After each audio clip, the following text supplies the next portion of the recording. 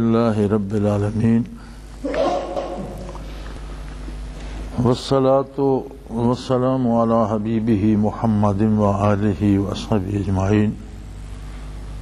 اعوذ باللہ من الشیطان الرجیم، بسم اللہ الرحمن الرحیم۔ وَإِذَا قِيلَ لَهُمْ لَا تُفْسِدُوا فِي الْأَرْضِ قَالُوا إِنَّمَا نَحْنُ مُصْلِحُونَ أَلَا إِنَّهُمْ هُمُ الْمُفْسِدُونَ وَلَكِنْ لَا يَشْعُرُونَ وَإِذَا قِيلَ لَهُمْ آمِنُوا كَمَا آمَنَ النَّاسُ قَالُوا أَنُؤْمِنُ كَمَا آمَنَ السُّفَهَاءُ أَلَا إِنَّهُمْ هُمُ السُّفَهَاءُ وَلَكِنْ لَا يَعْلَمُونَ وَإِذَا لَقُوا الَّذِينَ آمَنُوا قَالُوا آمَنَّا وَإِذَا خَلَوْا إِلَى شَيَاطِينِهِمْ قَالُوا إِنَّا مَعَكُمْ إِنَّمَا نَحْنُ مُسْتَهْزِئُونَ اللَّهُ يَسْتَهْزِئُ بِهِمْ وَيَمُدُّهُمْ فِي طُغْيَانِهِمْ يَعْمَهُونَ أُولَئِكَ الَّذِينَ اشْتَرَوُا الضَّلَالَةَ بِالْهُدَى فَمَا رَبِحَتْ تِجَارَتُهُمْ وَمَا كَانُوا مُهْتَدِينَ مَثَلُهُمْ كَمَثَلِ الَّذِي اسْتَوْقَدَ نَارًا فَلَمَّا أَضَاءَتْ مَا حَوْلَهُ ذَهَبَ اللَّهُ بِنُورِهِمْ وَتَرَكَهُمْ فِي ظُلُمَاتٍ لَا يُبْصِرُونَ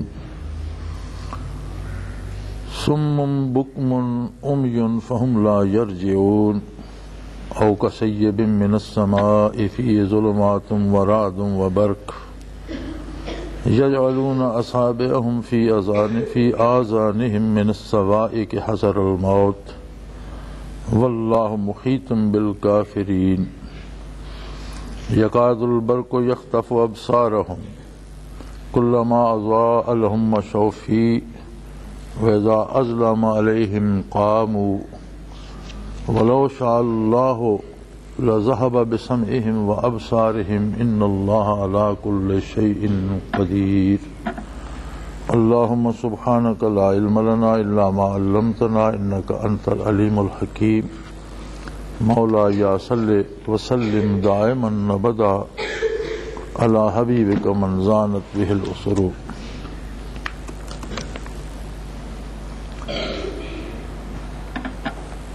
آپ کو یاد ہوگا پچھلے جمعے کو منافقین کا ذکر چل رہا تھا اور ان کے قلبی مرض کی بات قرآن کریم نے بیان فرمائی۔ اگلا اقدام ان کا ارشاد فرماتے ہیں وَإِذَا قِيلَ لَهُمْ لَا تُفْسِدُوا فِي الْأَرْضِ قَالُوا إِنَّمَا نَحْنُ مُصْلِحُونَ، جب ان سے کہا جائے کہ اللہ کی زمین پر فساد پیدا نہ کرو تو جواب یہ دیتے ہیں کہ ہم تو اصلاح کے لیے کوشش کر رہے ہیں۔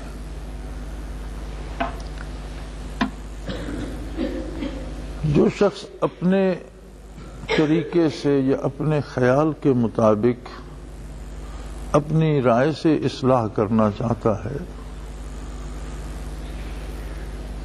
اور اس کی رائے اللہ جل شانہ کے حکم اور اللہ کے نبی صلی اللہ علیہ وآلہ وسلم کی رائے مبارک کے خلاف ہوتی ہے تو ہر وہ رائے جو سیرت نبوی کے خلاف ہوتی ہے وہ ایک فساد پیدا کرتی ہے۔ ایک قاعدہ ہے، انسان چیزیں بناتا ہے، ایک مکان بنایا گیا، اس میں کھڑکیاں بھی ہیں، روشن دان بھی ہیں، دروازے بھی ہیں، اس کے اندر داخلے کے لیے دروازہ رکھا جاتا ہے۔ اب کوئی کہے کہ روشن دان میں بھی جگہ ہے، میں سیڑھی لگا کر گھسٹا کر روشن دان سے داخل ہو جاؤں گا اور پھر اس سے نکل آؤں گا، تو یہ فساد ہوگا، مصیبت پیدا کرے گا، صحیح طریقہ نہیں ہوگا۔ اب جس قادر مطلق نے کائنات بنائی ہے اس نے اس میں رہنے سہنے کے ہر کام کے طریقے اور راستے مقرر فرمائے ہیں جو نبی کریم صلی اللہ علیہ وآلہ وسلم نے وضاحت سے ارشاد فرما دیے ہیں، اور اسلام کا صرف زبانی فلسفہ ارشاد نہیں فرمایا گیا، بلکہ اللہ کریم نے ایسے لوگ بھی حضور اکرم صلی اللہ علیہ وسلم کو عطا فرمائے، صحابہ کرام رضوان اللہ علیہم اجمعین کی ایسی مبارک جماعت عطا فرمائی جس نے حضور اکرم صلی اللہ علیہ وآلہ وسلم کے سامنے اللہ کے احکام پر عمل کیا اور حضور نے تصدیق فرمائی۔ تو گویا زندگی کے سارے طور طریقے نہ صرف ارشاد فرما دیے گئے بلکہ عملی طور پر وہ معاشرہ تشکیل دے کر ایسے لوگ دکھا دیے گئے اور ایک اس پر سند بنا دی گئی کہ اس حکم کا یہ مفہوم ہے اور اس پر اس طرح سے عمل کیا جائے۔ اب کسی بھی معاملے میں جب ہم اپنی رائے استعمال کریں گے جو اس قانون کے خلاف ہوگی تو یقیناً وہ کوئی نہ کوئی خرابی، کوئی نہ کوئی تکلیف، کسی نہ کسی فساد کا سبب بنے۔ منافقین چونکہ دل سے ایمان نہیں رکھتے تھے اور بظاہر خود کو مسلمان کہلواتے تھے، لہذا عملی زندگی میں وہ آپ صلی اللہ علیہ وآلہ وسلم کے ارشادات سے رہنمائی لینے کی بجائے اپنی عقل سے، اپنے دماغ سے، اپنی سوچوں سے کام کا طریقہ متعین کرتے اور اس پر عمل کرتے۔ اور فرمایا صاحب ان سے کہا جائے کہ یہ جو طریقہ کار ہے تمہارا، اس سے تو روئے زمین پر فساد پیدا ہوگا۔ آج پھر ہمیں اپنے ارد گرد سے لے کر روئے زمین تک، جہاں تک ہماری معلومات ہم تک پہنچتی ہیں یا جہاں تک ہماری نگاہ کام کرتی ہے، ہر جگہ ہر طرف فساد نظر آتا ہے۔ اس فساد کا بنیادی سبب کیا ہے؟ لوگوں نے اپنی محدود عقل اور اپنی ناقص رائے پر عمل شروع کر دیا ہے اور ارشادات الہی کو اور ان ضابطوں کو جو نبی کریم صلی اللہ علیہ وسلم نے عطا فرمایا چھوڑ دیا ہے۔ اسلام صرف مسلمانوں کے لیے نہیں ہے، اسلام خدا کا قانون ہے، اللہ کا قانون ہے اور اللہ کی مخلوق اور انسانوں کے لیے ہے، اللہ کے بندوں کے لیے ہے، خواہ وہ کہیں بھی بستے۔ ایمان بہت بڑی نعمت ہے، بہت بڑا انعام ہے اللہ کا کہ ایمان کی دولت نصیب ہو، لیکن اگر کسی کو ایمان نصیب نہ ہو مگر وہ اپنے کام میں، اپنے کاروبار میں، اپنے زندگی کے طور طریقوں میں وہ طریقے اپنا لے جو نبی کریم صلی اللہ علیہ وسلم نے ارشاد فرمائے ہیں، تو دنیا میں دنیاوی خرابیوں سے وہ بڑی حد تک بچ جاتا ہے، محفوظ ہو جاتا ہے۔ بالکل اسی طرح جس طرح کسی کافر کو دوا دی جائے تو بیماری سے صحت یاب ہو جاتا ہے، پیاسا ہو تو پانی پیے تو پیاس بجھ جاتی ہے، اس پر جو اخروی نتیجہ ہے کہ وہ اللہ کا شکر ادا کرتا ہے یا نہیں، اللہ کی عظمت کو پہچانتا ہے یا نہیں، وہ الگ ہے، لیکن دنیا میں اسے اس کا صلہ ضرور ملتا ہے۔ اور آپ دیکھتے ہیں آج ہمارے ہاں یہ سوال بھی ہے کہ مغربی ممالک جو ہیں وہ کافر بھی ہیں، اسلام کا انکار بھی کرتے ہیں، اسلامی شعار کے خلاف کرتے ہیں، بڑی بے حیائی ہے، بڑا سب کچھ ہے، لیکن وہ ہم سے طاقتور ہیں، وہ ہم سے مال و دولت میں آگے ہیں، ہم سے قوت اور طاقت میں آگے ہیں، ہم پر روز چڑھائی کر رہے ہیں، ہمیں روز مار رہے ہیں۔ کبھی ہم سوچیں تو مغرب کا عروج کہاں سے شروع ہوتا ہے؟ مغرب بہت پیچھے تھا، بلکہ جب بغداد میں پختہ گلیاں تھیں، پیرس میں گھٹنوں گھٹنوں کیچڑ ہوا کرتا تھا گلیوں،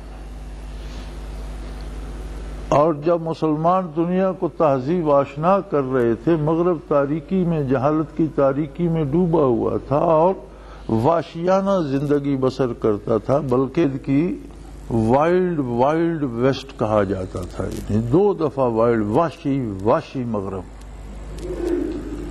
اور یورپ میں لوگوں کو مکان تک بنانا نہیں آتا تھا، انہیں تاریخ میں دا کیو مین لکھا گیا ہے، غاروں میں رہنے والے لوگ۔ اسلام نے جب ایک تھوڑے سے عرصے میں اگلے دن اہل مغرب ہی کی بات سن رہا تھا، مغربی مفکرین ہی کی بات سن رہا تھا، جو وہ نبی کریم صلی اللہ علیہ وسلم کی ذات عالی صفات کے بارے کہہ رہے تھے، تو اس بات کا اقرار مغرب کے کفار بھی کر رہے تھے کہ نبی کریم صلی اللہ علیہ وسلم وہ ہستی ہیں جنہوں نے صرف 23 برسوں میں پوری انسانیت کا ماحول تبدیل کر کے رکھ دیا اور پوری دنیا کے انسانوں کو ایک نئے راستے پر چلا دیا، یعنی پوری انسانیت کو بدل دیا، اور اتنے تھوڑے عرصے میں، صرف 23 برسوں میں یہ کام مکمل ہوا۔ اہل مغرب نے سر جوڑ کر یہ سوچنا شروع کیا کہ اسلام اتنے تھوڑے عرصے میں کس طرح پھیل گیا اور کیوں اتنے لوگ جوک در جوک اس میں شامل ہو گئے، اور لوگوں کو اس سے کیا ملا۔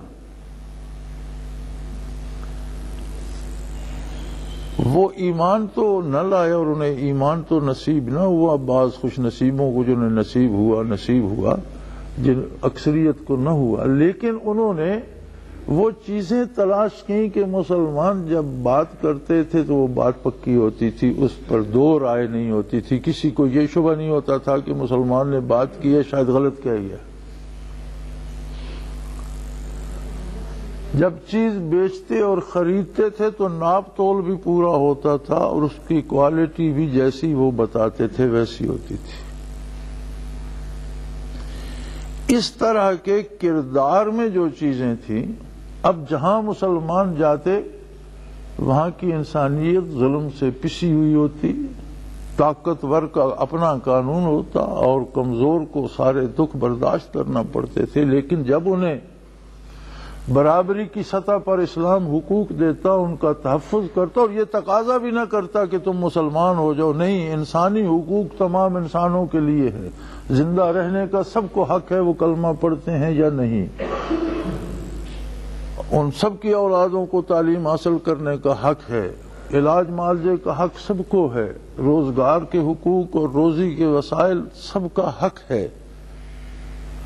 تو جب لوگ یہ کردار دیکھتے تو وہ از خود اسلام کی طرف کھچے چلے آتے اور کلمہ شریف پڑھتے چلے جاتے۔ اہل مغرب نے ان اعمال کو اس طرح اپنایا، جبکہ مغرب میں آج بھی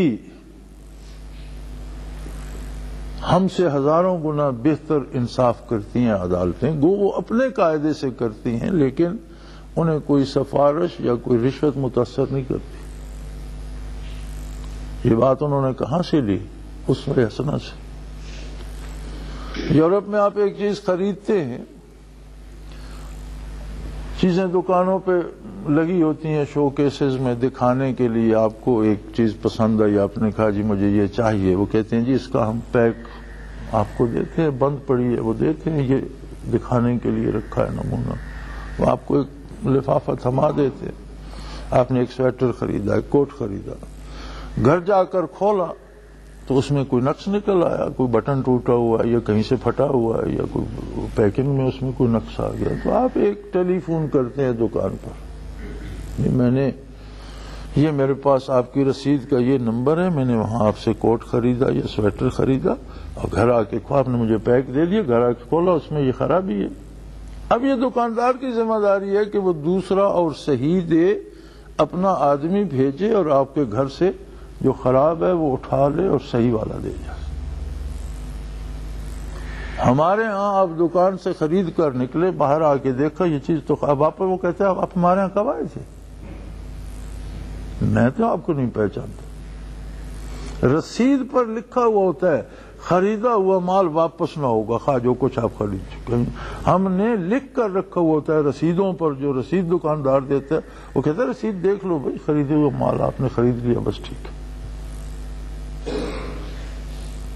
حالانکہ نبی کریم صلی اللہ علیہ وسلم بازار سے گزرے تو غلے کا ایک ڈھیر تھا، اور گندم میں جب ہم گندم برداشت کرتے ہیں کاشتکار تو عموماً اسے صاف کرتے وقت ایک حد تک اس میں مٹی اور خاک آ جاتی ہے، تو اکثر اسے پانی سے گزار دیا جاتا ہے، تو مٹی پانی میں حل ہو جاتی ہے اور دانے الگ ہو جاتے ہیں اور بالکل صاف ہو جاتی ہے، نکھر جاتے ہیں اور مٹی نکل جاتی ہے، تو وہ خشک ہو جاتے ہیں، اس میں زیادہ تو بھگویا نہیں جاتا، ایک دفعہ پانی گزارا جاتا ہے، مٹی اس میں حل ہو کر نکل جاتی ہے۔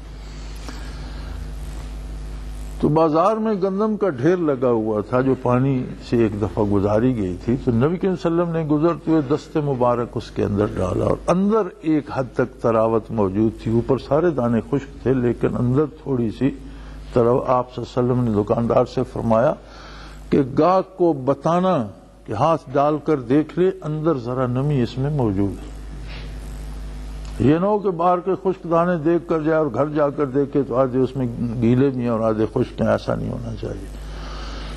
اگر کوئی آئے تو اسے یہ بتا دینا کہ اسے صاف کیا گیا اور اس کے اندر نمی بھی ہے، پھر وہ پسند کر کے خرید۔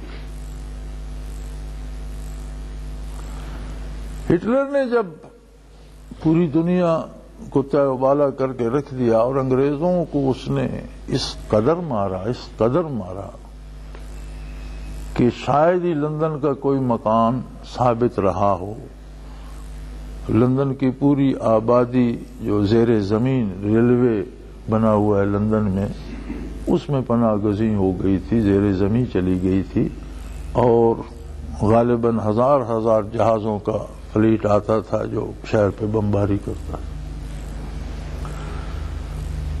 اس عالم میں انگریزوں نے مسٹر چرچل کو وزیر اعظم بنایا، تو اس سے کسی نے کہا کہ تمہیں امید ہے ہم بچ جائیں گے؟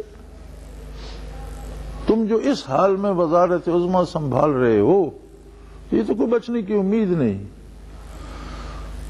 تو چرچل کا یہ عجیب جملہ ہے، اس نے کہا کیا مجھے تم یہ بتا سکتے ہو کہ ہماری عدالتیں انصاف کرتی ہیں؟ ہاں، اس نے کہا بالکل ہماری عدالتوں میں انصاف ہوتا ہے۔ اس نے کہا جب تک ہم انصاف کرتے ہیں تب تک ہمیں کوئی مٹا نہیں سکتا۔ لیکن یہ طریقہ انہیں سکھایا کس نے؟ محمد الرسول اللہ صلی اللہ علیہ وسلم۔ ہم جو غلط کرتے ہیں ہم اس کے لیے تعویلیں گھڑتے ہیں، اور ہم نے جواز پیدا کر رکھے ہیں۔ جو مسجد میں گولی چلاتا ہے اس سے آپ علیحدگی میں پوچھیں بھی تم نے نمازیوں کو کیوں مار دیا، تو اس کے اپنے پاس جواز ہے، میری یہ وجہ تھی، میرا یہ وجہ تھی، میں نے اس لیے کیا، میرے ساتھ یہ ظلم ہوا۔ پھر تمہارے ساتھ ظلم ہوا تو اس کا یہ مطلب ہے کہ تم دوسروں پر ظلم کرنے لگو، اپنے ظلم کا مداوع تو کرو، لیکن آپ پر ظلم ہوا تو اس بات کی سند تو نہیں ہے کہ آپ کو اجازت مل گئی کہ اب آپ دوسروں پر ظلم کرنا شروع کر دیں۔ تو یہ حال جو ہے کہ گناہ اور خلاف ارشاد نبوی کام کیا جائے اور پھر اس کی تعویلیں گھڑی جائیں، یہ منافقوں کا کردار ہے۔ فرمایا جب ان سے کہا جاتا ہے لا تفسدوا فی الارض، یہ کام جو تم کرنے چلے ہو اس سے تو روئے زمین پر فساد پیدا ہوگا، تو کہتے کیا ہیں؟ قالوا انما نحن مصلحون، بھئی ہم تو بہتری کے لیے اور لوگوں کی بھلائی کے لیے کر رہے ہیں۔ اللہ کریم فرماتے ہیں الا انہم هم المفسدون، یاد رکھو یقیناً یہی لوگ فساد پیدا کرنے والے ہیں، ولکن لا یشعرون، لیکن انہیں شعور ہی نہیں ہے، ان کا اپنا شعور مسخ ہو چکا ہے، نفاق کی وجہ سے ان کی سمجھ جواب دے گئی ہے۔ اور پھر جب ان سے کہا جائے وَإِذَا قِيلَ لَهُمْ آمِنُوا كَمَا آمَنَ النَّاسُ، بھئی اس طرح سے ایمان لاؤ جس طرح سے تمہارے ارد گرد کے دوسرے لوگ ایمان لائیں، ایسا ایمان لاؤ جیسا صحابہ کرام رضوان اللہ علیہم اجمعین کا ہے، وہ عقیدہ اختیار کرو جو صحابہ کرام کا ہے، وہ کردار اختیار کرو جو ان کا ہے۔ تو گویا یہ آیہ کریمہ بتا رہی ہے کہ قرآن کے معیاری مسلمان صحابہ کرام رضوان اللہ علیہم اجمعین ہیں۔ قرآن کی تفسیر صحابہ کرام کا کردار ہے، نبی کریم صلی اللہ علیہ وسلم کے ارشادات کا مفہوم صحابہ کرام رضوان اللہ علیہم اجمعین کا کردار ہے۔ اب اگر کوئی گرامر کی روح سے اور منطق کا زور لگا کر اور صرف و نحو کا زور لگا کر مختلف معنی گھڑنا چاہے تو وہ مردود ہوں گے۔ پوچھا یہ جائے گا کہ جو مفہوم اس آیہ کریمہ کا آپ بتا رہے ہیں یا جو اس حدیث مبارکہ سے نتیجہ آپ اخذ کر رہے ہیں، کیا صحابہ کرام نے یہی سمجھا تھا؟ اور صرف اس ایک سوال پر سارے اختلافات ختم ہو جاتے ہیں۔ صرف یہ ایک ایسی سند ہے کہ اگر اس پہ سارے لوگ متفق ہو جائیں تو سارے اختلافات ختم ہو جاتے ہیں، اور اگر کوئی اختلاف رہتا ہے تو وہ رہتا ہے جو باعث برکت ہوتا ہے، یعنی اس بات کے 2 4 5 مثبت پہلو ہوتے ہیں۔ صحابہ کرام رضوان اللہ علیہم اجمعین نے جو پہلو بھی لیا مثبت لیا۔ مثلا اختلاف صحابہ کس طرح کا ہے؟ اسے مشاجرات صحابہ کہا جاتا ہے۔ مشاجرہ شجر سے بنا ہے، یعنی جس طرح درخت کی شاخیں ایک دوسرے میں الجھتی ہیں تو اور گھنی ہو جاتی ہیں اور سایہ گھنا ہو جاتا ہے، صحابہ کرام کے اختلافات نے امت کے لیے سایہ گھنا کر دیا۔ کیا اختلافات کیسے تھے؟ مثلا حضور اکرم صلی اللہ علیہ وسلم جب غزوہ خندق سے پلٹے تو حکم دیا کہ عصر کی نماز جو ہے وہ بنو قریظہ پہنچ کر پڑھو۔ صحابہ کرام چل دیے اس طرف، نبی کریم صلی اللہ علیہ وسلم بعد میں تشریف لائے۔ اب راستے میں عصر کا وقت ہو گیا تو بعض کی رائے یہ ہوئی کہ حضور کے ارشاد کا مفہوم یہ ہے کہ جلدی پہنچو، نماز تو وہاں پہنچ کر بھی پڑھنی ہے تو نماز کو مؤخر کیوں کیا جائے، اتنا ہی وقت وہاں جا کر نماز کو دینا کیوں نہیں یہاں پڑھ لی جائے، لہذا ہم یہاں نماز پڑھیں گے۔ کچھ لوگوں نے کہا نہیں، تو بڑی واضح بات ہے، آپ نے فرمایا جب وہاں پہنچ کر نماز پڑھو، بات ختم ہو گئی۔ کچھ لوگوں نے وہاں پہنچ کر نماز پڑھی، پھر حضور تشریف لے آئے، نبی کریم صلی اللہ علیہ وسلم کے سامنے یہ بات رکھی گئی، حضور یہ اختلاف ہو گیا، آپ نے سکوت فرمایا، آپ نے کسی پر کوئی اعتراض نہیں فرمایا کہ بات کے دونوں پہلو سامنے آ گئے تھے، تعمیل ارشاد میں بھی تاخیر نہیں ہوئی، انہوں نے وہاں ادا کر لی، انہوں نے وہاں ادا کر لی، تو بات کے دونوں پہ 2 رخ سامنے آ گئے ارشاد نبوی کے، لیکن دونوں مثبت ہیں کہ تعمیل ارشاد بھی ہو گئی، نماز بھی ادا ہو گئی، اس لیے انہیں مشاجرات صحابہ کہا جاتا ہے۔ ایک شخص ایک دفعہ مجھ سے کہنے لگا کہ بھئی اللہ کا نام ہی ہے، تو اب میں چائے پی رہا ہوں تو اگر میں 2 کپ پی لیتا ہوں تو کیا حرج ہے ایک کی بجائے؟ اگر کوئی اذان کہتا ہے یا اگر کوئی جنازہ پڑھتا ہے پھر وہ دعا مانگتا ہے، یہ کچھ تو یہ جو چیزیں ہیں اللہ اللہ ہی کرتا ہے، کرنے دو۔ میں نے کہا بھائی نہیں، اللہ کا نام ہی ہے فجر کی نماز، آپ 3 رکعت پڑھیں، 4 رکعت پڑھیں، میں فارغ ہوں، آپ فجر کی 6 رکعت فرائض کی پڑھیں، کیا وہ ادا ہو جائے گی؟ نہ 2 سے کم ہوگی نہ 2 سے زیادہ، 2 ہی رکعت فرض کی پڑھیں گے فجر کی، اس لیے کہ محمد الرسول صلی اللہ علیہ وسلم نے 2 ہی پڑھنے کو حکم۔ یہ دین ہے، یہ آپ کے ہوٹل کی چائے نہیں ہے، یہ دین ہے، اور اس میں وہی نیکی ہے جو حضور کے حکم کے مطابق ہو، اس سے کم کریں یا زیادہ کریں دونوں طرح دین سے نکل جائیں گے، نیکی نہیں رہی۔ تو حرج کیا ہے؟ باقی رکعت اگر فجر کی کوئی 4 فرض پڑھ لیتا ہے تو باقی رکعت میں بھی تو الحمد شریف ہی پڑھے گا، رکوع سجود ہی کرے گا، لیکن 4 باطل ہو جائے گی۔ تو فرمایا جب انہیں کہا جائے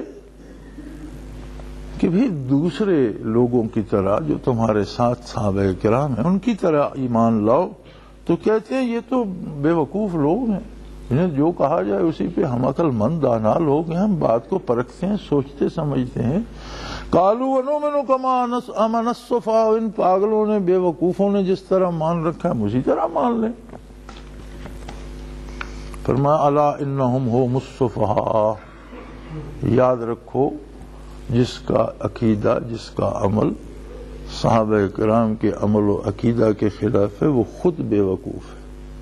بے وقوف وہ ہے جو اس پاک باز جماعت سے اختلاف کیے پھرتا ہے، اس لیے بے وقوف ہے کہ جسے یہ نیکی سمجھ رہا ہے یہ اس کے لیے عذاب کا سبب اور گستاخی قرار پائے گی۔ ایک آدمی تو گناہ کرتا ہے اور سمجھتا ہے کہ میں گناہ کر رہا ہوں اس پر سزا ہوتی ہے، ایک سمجھتا ہے کہ میں نیکی کر رہا ہوں اور اس پر جوتے پڑتے ہیں، تو کتنی بے وقوفی ہے۔ فرمایا بے وقوف یہ ہیں کہ جو اپنی طرف سے عقل مند ہونے کا دعویٰ کر کے اپنی پسند کی تعبیریں گھڑ رہے ہیں، لیکن اس پر انہیں سزا ہوگی۔ وَلَٰكِن لَّا يَعْلَمُونَ، لیکن انہیں اس بات کا علم نہیں ہے، ان میں اتنی استعداد ہی نہیں رہی کہ اس بات کو جان سکیں۔ اِذَا لَقُوا الَّذِينَ آمَنُوا قَالُوا آمَنَّا، ان کا طریقہ کار یہ ہے کہ جب ایمانداروں سے ملتے ہیں تو کہتے ہیں بالکل ہم مانتے ہیں، ہم ایمان لائے، ہم بالکل یقین رکھتے ہیں۔ یعنی جب کسی نیک آدمی سے دیندار سے ملتے ہیں تو بڑی دینی باتیں کرتے ہیں، اپنے آپ کو بڑا دیندار ظاہر کرتے ہیں۔ وَإِذَا خَلَوْا إِلَىٰ شَيَاطِینِهِمْ، اور جب اپنے شیطانوں اور اپنے ہمجولیوں سے الگ بیٹھتے ہیں، قَالُوا إِنَّا مَعَاكُمْ، تو کہتے ہیں بھئی ہم تو آپ لوگوں کے ساتھ ہیں، إِنَّمَا نَحْنُ مُسْتَهْزِئُونَ، انہیں تو ہم مذاق کر رہے تھے، انہیں بے وقوف بنا رہے تھے۔ بھلا یہ ملاؤں کی باتیں کچھ سننے کے لائق ہیں؟ یہ کوئی بندہ انہیں مانتا ہے؟ یا اس زمانے میں ان پرانی باتوں میں کیا رکھا ہے، ان پرانے رسوم و روایات میں رکھا کیا ہے؟ ہم تو ان باتوں کو نہیں، ہم تو آپ لوگوں کے ساتھ، ہم تو روشن خیال اور ترقی پسند ہیں، ہم تو بالکل زمانے کا ساتھ دینے والے لوگ ہیں۔ انما نحن مستہزئون، ان سے تو ہم مذاق کر رہے تھے۔ فرمایا اللہ یستہزئ بہم، اللہ ان سے مذاق کرتا ہے۔ شان باری تعالیٰ سے بعید ہے مذاق کرنا۔ تو جب اس طرح کا کوئی لفظ اللہ کریم کی ذات کی طرف منسوب کیا جاتا ہے، اس طرح کی کوئی صفت اللہ کی طرف منسوب کی جاتی ہے، تو اس سے معنی بعید مراد ہوتا ہے۔ معنی بعید وہ ہوتا ہے جو نتیجہ ہوتا ہے۔ مثلا آپ کسی سے مذاق کرتے ہیں کہ جی بھائی میں نے آپ کو 10,000 انعام دے دیا اور آپ دیتے نہیں ہیں، تو اس میں اس کی سبکی بھی ہے کہ وقتی طور پر خوش ہوا، 50 بندوں کو بتا بھی آیا، پھر اسے ملا بھی کچھ نہیں۔ یعنی نتیجہ تن محرومی حصے میں آتی ہے۔ تو جہاں فرمایا گیا اللہ یستہزئ بہم، کہ اللہ ان سے ایسا سلوک کرتا ہے کہ وہ محروم ہو جاتے ہیں، اپنی جگہ خوش پھرتے ہوتے ہیں کہ ہم نے بہت کچھ پا لیا، لیکن نتیجہ تن محروم ہو جاتے ہیں۔ جب یہ استہزاء کا لفظ اللہ کی طرف، اللہ جل شانہ کی طرف بولا جائے گا تو معنی بعید مراد لیے جائیں گے۔ تو فرمایا اللہ ان سے مذاق فرماتا ہے، یعنی انہیں محروم کر دیتا ہے، اور اس کا نتیجہ یہ ہوتا ہے یمدہم فی طغیانہم یعمہون، اور وہ اپنی گمراہی میں مزید سرگرداں رہتے ہیں اور بھٹکتے رہتے ہیں اور آگے سے آگے چلتے چلے جاتے ہیں، جو بالآخر ان پر اخروی تباہی کا سبب بنے گا۔ اولئک الذین اشتروا الضلالۃ بالہدی، کیسے لوگ ہیں یہ؟ ایسے لوگ ہیں منافقین۔ اور نفاق کیا ہے؟ اللہ پناہ دے، کہتے رہنا میں مسلمان ہوں، کلمہ پڑھتے رہنا، نمازیں پڑھتے رہنا، روزے رکھتے رہنا، حج ادا کرنا، زکوٰۃ دینا، لیکن کردار کی اصلاح نہ کرنا، اور دنیاوی لالچ میں آ کر کردار میں برائیاں پیدا کر لینا، چند ٹکوں کے بس جھوٹ بول دینا، چند سکے کمانے کے لیے دھوکہ دے دینا، کردار کی اصلاح نہ کرنا. تو فرمایا یہ وہ لوگ ہیں جنہوں نے گمراہی خرید لی اور بدلے میں ہدایت کو چھوڑ دیا. انہوں نے ایسا سودا کر رکھا ہے، نتائج تو عملی زندگی پر ہوں گے. زبانی قول پر تو کوئی کہتا ہے میں نے زہر کھا لیا تو کہنے سے نہیں مرتا، لیکن اگر کوئی یہ اعلان نہ بھی کرے، کہے نہیں بھی اور عملاً زہر کھا لے تو مر جائے گا. نتائج عمل پر مرتب ہوتے. تو ایسے بدبخت ہیں کہ انہوں نے ہدایت چھوڑ کر گمراہی کو اپنایا. گویا انہوں نے ایسا کاروبار کیا کہ ہدایت تو جیسے سکہ دیا جاتا ہے اس طرح خرچ کر دی اور گمراہی خرید لی. فما ربحت تجارتہم وما کانوا مہتدین. یہ تجارت انہیں کبھی فائدہ نہ دے گی اور نقصان کیا ہوگا کہ یہ کبھی ہدایت نہیں پائیں گے. مولانا اشرف علی تھانوی رحمۃ اللہ تعالی علیہ یہ بات اپنے ارشادات میں لکھتے ہیں کہ یہ دین میں جو نئی نئی رسومات ایجاد کی جاتی ہیں اور انہیں پھر عبادت سمجھا جاتا ہے، یہ ایسی بدبختی ہے جسے شریعت بدعت کہتی ہے. بدعت کیا ہے کہ کوئی نئی رسم آپ ایجاد کریں اور اسے عبادت قرار دیں جسے اللہ نے عبادت قرار نہیں دیا، نبی کریم صلی اللہ علیہ وسلم نے عبادت قرار، آپ اسے عبادت سمجھتے ہیں. تو وہ فرماتے ہیں کہ بدعت کی مصیبت یہ ہے کہ بندے کو توبہ نصیب نہیں ہوتی. یعنی جو گناہ کو گناہ سمجھ کر رہا ہے ممکن ہے کسی وقت اسے احساس ندامت ہو جائے، لیکن ایک کر گناہ رہا ہے اور اسے سمجھ نیکی رہا ہے تو نیکی سے توبہ وہ کب کرے گا، حالانکہ وہ نیکی ہے نہیں. وہ فرماتے ہیں بدعت کی ایک مصیبت یہ ہے کہ اس سے توبہ نصیب نہیں ہوتی. اور یہی بات یہاں قرآن حکیم نے فرما دی کہ وما کانوا مہتدین، یہ کبھی ہدایت نہیں پائیں گے. چونکہ جو کچھ یہ کر رہے ہیں اسے یہ بھلا سمجھ رہے ہیں کہ ہم اچھا کر رہے ہیں. اچھے سے توبہ کون کرے گا؟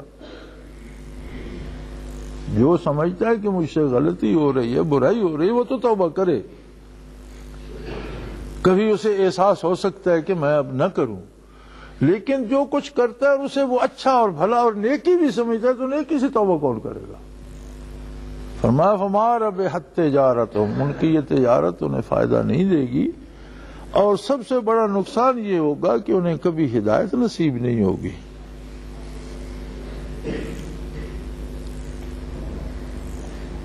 مثلهم كمثل الذي استوقد نارا فلما اضاءت ما حوله ذهب الله بنورهم وتركهم في ظلمات لا يبصرون.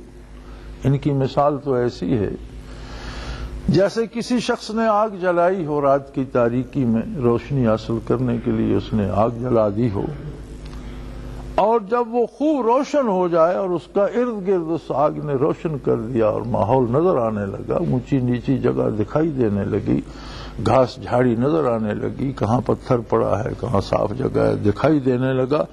ذہب اللہ بنورہم، اللہ اس کا سارا نور سلب کر لے، اللہ اس کی ساری روشنی سلب کر لے اور اسے تاریکیوں میں چھوڑ دے جس میں ہاتھ کو ہاتھ سجھائی نہ دیتا. یعنی منافقین دعوی ایمان کرنے کے بعد کافرانہ کردار کے حامل لوگ، جنہوں نے دعوی ایمان کو صرف دنیاوی فائدے کے لیے اور مسلمانوں کی مردم شماری میں شامل ہونے کے لیے اختیار کر لیا، کردار وہی کافرانہ رہا اور عظمت الہی اور عظمت رسول اللہ صلی اللہ علیہ وسلم اور آپ کے ارشادات عالی کا حق ادا نہ کر سکا. تو فرمایا اس کی مثال ایسی ہے جیسے کسی نے تاریکی میں تو یہ لوگ بھٹک رہے تھے، پھر انہیں ایمان کی روشنی نصیب ہوئی، پھر جو کردار انہوں نے اپنایا وہ اس کا سبب بن گیا کہ اللہ نے وہ سلب کر لیا. اب ایک شخص مسلسل تاریکی میں رہ رہا ہو تو کسی حد تک اسے کچھ نہ کچھ سجائی دیتا رہتا ہے، لیکن تاریکی میں کسی کو آپ روشنی عطا کر دیں، ایک بلب لگا دیں، آگ جلا دیں، روشن ہو جائے، پھر اچانک وہ روشنی بجھ جائے تو کچھ بھی سجائی نہیں دیتا. فرمایا انہوں نے ایمان کا اعلان کیا، اللہ نے ان کے سامنے روشنیاں بکھیر دی، انہوں نے کافرانہ کردار اپنایا اور وہ نور سلب ہو گیا۔ اب یہ ایسے اندھیرے میں جس میں ہاتھ کو ہاتھ سجائی نہیں دیتا، یہ نفع نقصان کی بات کیا سمجھیں گے؟ یہ بہتری اور بھلائی کو کیا جانیں گے؟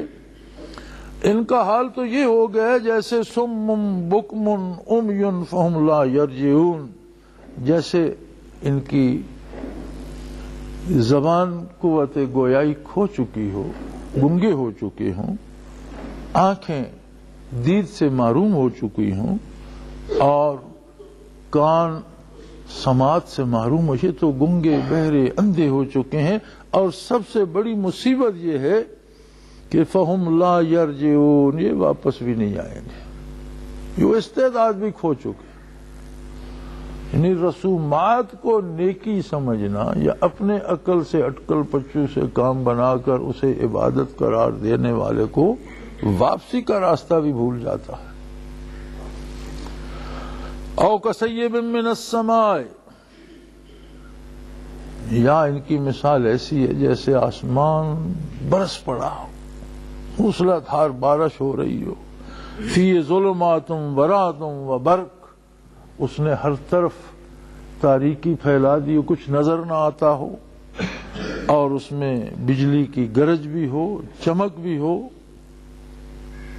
یجعلون اصابعهم فی اذانہم من الصواعق حذر الموت، اب یہ موت کے ڈر سے اور بجلی سے بچنے کے لیے ان کے پاس کیا ہے کہ کانوں میں انگلیاں ٹھونس لیں، یعنی بودے ہیلے کرتے ہیں۔